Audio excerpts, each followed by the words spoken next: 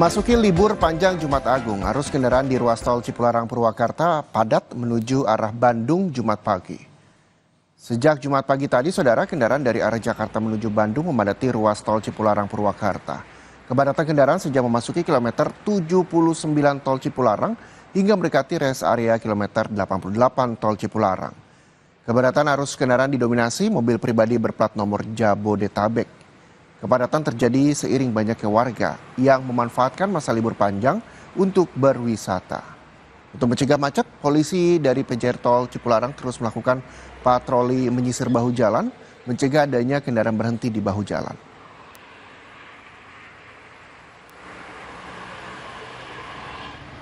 Jumat siang, kepadatan tol Jakarta Cikampek di libur panjang akhir pekan peringatan Jumat Agung dari Jakarta terus memanjang. Bahkan terjadi kemacetan di beberapa titik, mulai dari kilometer 48 tol MBZ, kilometer 57, dan kilometer 66. Untuk mengurai kepadatan kendaraan di tol Jakarta Cikampek, polisi menerapkan rekayasa lalu lintas kontraflow, mulai dari kilometer 55 hingga kilometer 67 arah Cikampek.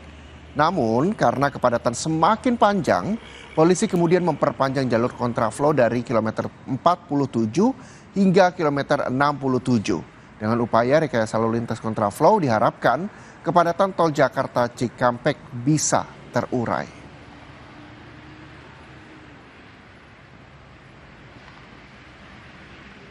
Libur panjang akhir pekan juga dimanfaatkan sebagian warga untuk berwisata ke Puncak Bogor, Jawa Barat. Arus lalu lintas menuju kawasan Puncak padat sejak pagi tadi. Tercatat ada 15.000 kendaraan memasuki kawasan Puncak sejak Jumat pagi.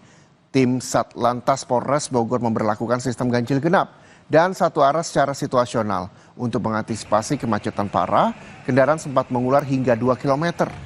Sebagian besar didominasi plat dari luar Bogor. Puncak kepadatan menuju kawasan wisata ini diperkirakan terjadi pada Sabtu pagi besok.